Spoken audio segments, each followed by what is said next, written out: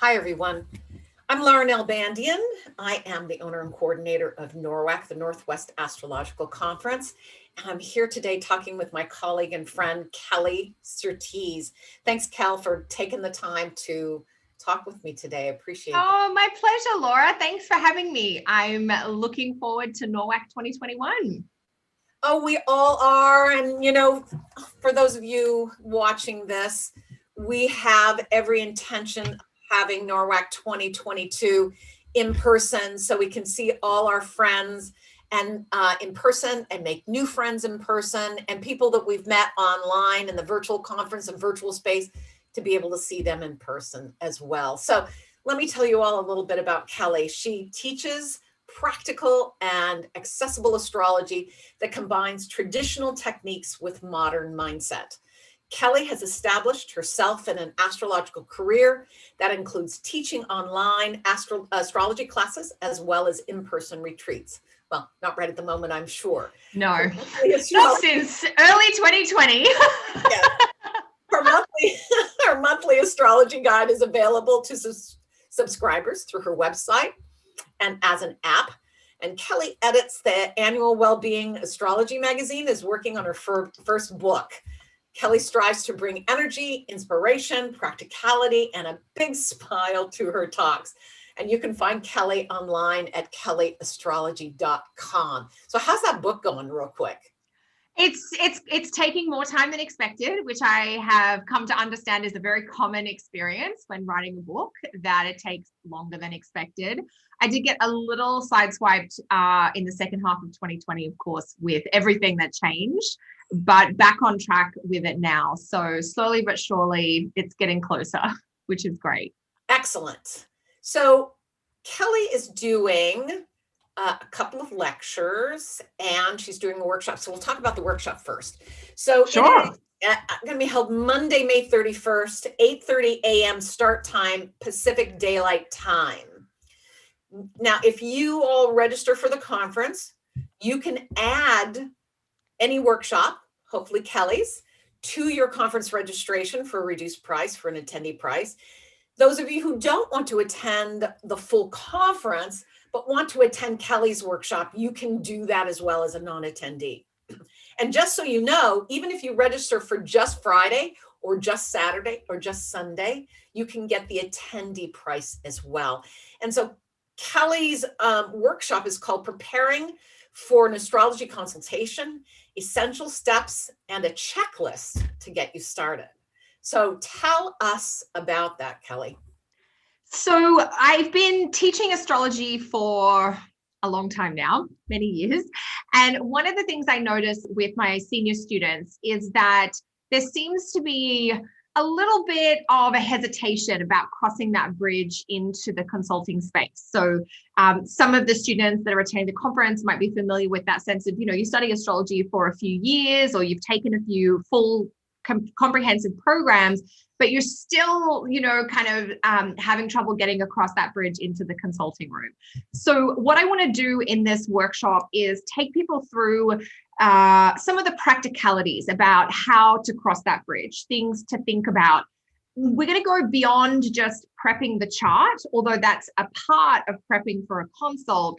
There's more to it than just being able to read the birth chart, because when you're transitioning into that consulting space with a client, you're actually stepping into an extreme place of privilege, but also a place of authority and a place in which acting from a professional place becomes really important. So we're going to talk about, what does that look like? How will you interact with your client even before the session happens? What are some of the important things to set up in advance of your actual meeting with the client? But then we're also going to talk about how to conduct yourself through the session. So what are the best ways to share the info? Is there a loose kind of guideline about where in the birth chart we might start and where we might go in the middle, and some nice places to, come to towards the end of the session? So we're going to talk about some of those practical sort of client management, practice management skills. A huge thing that I see students struggle with is time management. So managing the length of the session, finishing, to the time agreed. We're going to talk a little bit about pricing. So a lot of those sort of maybe the business side of doing the consulting work as much as preparing yourself and the space. So it'll be really practical is my intention. Well, this is such a big deal. I get asked year after year from NORWAC attendees in the surveys to have this kind of workshop because they do take their classes. Yeah. They do, and in the advanced classes, and then they get to that place where it's like, okay, there's a leap that has to happen from that study place, and yes. then my cat Merlin is helping with the leap right now. Exactly. It's lovely to see you, little kitten. Yeah. And make that leap to, okay, well, how do I do this? How do I organize this? How do I structure this? And I remember certainly having advice from my mom and from Jeffrey, keep it to an hour. There were some basic guidelines. Yeah. And even back then, there wasn't enough. And I love where we're going with ethics and professionalism and that sort of thing to really, this is a great guide for the new professional and those who have already launched their careers but need some guidance to help them along the way. 100%, because there are things that sometimes we, one of the biggest mistakes, like just to give an example, I hear so many senior students say, well, I've just got so much to share with the client and there's so much I can tell them.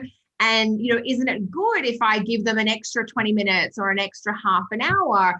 And we just talk about the professionalism of, if you go to see an accountant or a massage therapist, if any kind of professional appointment, nobody likes to be kept waiting. So you want to make sure you start as close to time as agreed on, whether you're meeting in person or online, because depending on, your business setup and whatever's safe for where you are.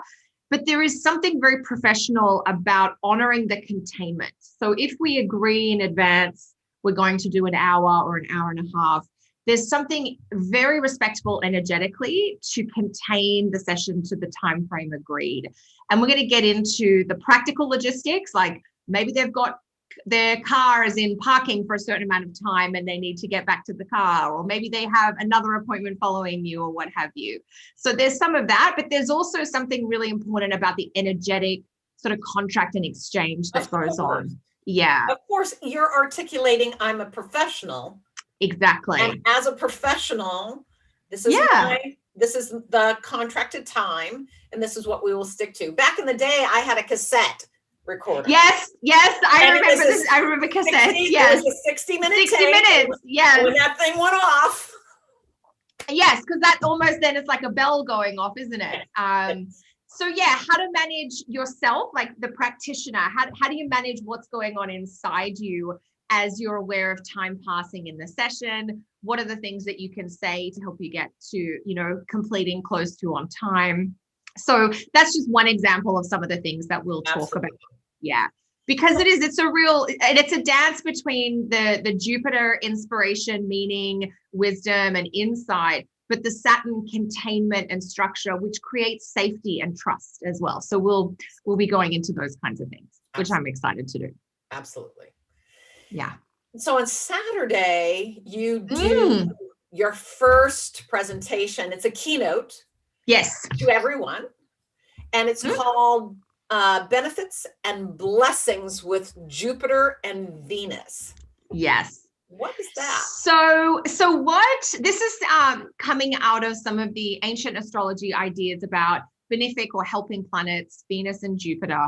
And what I want to just really give a bit of a hotlight or amplification, a spotlight, I should say, highlight spotlight, to amplify, what are the places of kind of ease or positivity that might be in our birth chart, and how can we draw on those when we're looking for connection or satisfaction, or even just that sense of feeling fulfilled in our lives. So that, society tells us we all need X, Y, or Z to be happy, if you like.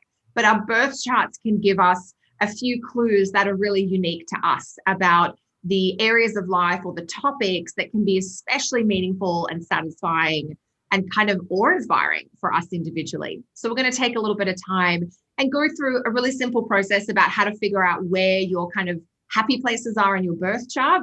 But we'll also take a brief look at the landscape of time coming up and when there might be some potential bright spots that we can look forward to, which I know we would all enjoy right now, given what the astrology of the last sort of 12 months has been like. For sure. On Sunday, May 30th, yes, you are doing something a little different. It's called totally different. Malefics of the Mind. So we have benefits and blessings on Saturday morning. Yes. We have malefics of the mind. What is that all about? So again, the term malefic comes to us from ancient or traditional astrology about things that can be troublesome or cause issues or a little bit of a distress for us. And we're going to specifically look at the mind from not diagnosing mental health conditions, because as astrologers, we are not mental health practitioners, but there are certain configurations in charts that can activate or indicate mental health symptoms. So things like worry or insomnia or anxiety, for instance. So that idea of being churned up in the mind. So we're going to look at how might we see that in the birth chart. And I know that this is perhaps a little bit of a sensitive topic, and we're going to approach it from a place of holism and healing, that we're looking to highlight to our clients or to ourselves where we might have some sensitivities or some weak spots, and then how we might go about caring for ourselves or how we might encourage our clients to care for themselves.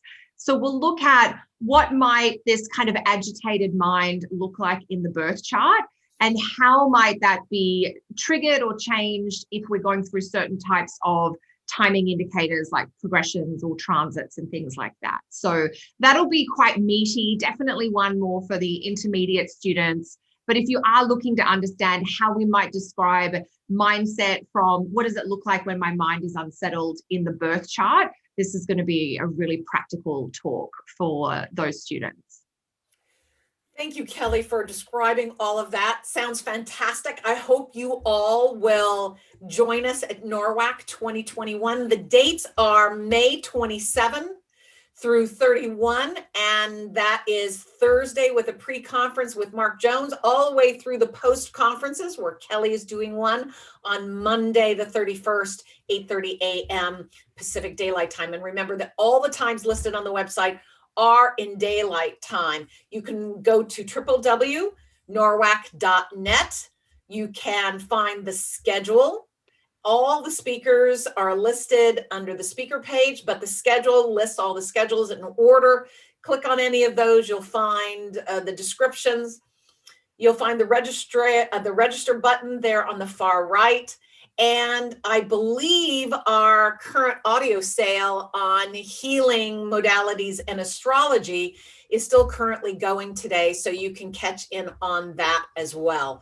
So thank you, everyone, and thank you, Kelly. You know, I love you very much, and such a dear colleague to me and a dear friend. We'll see you soon. Thank you. See you in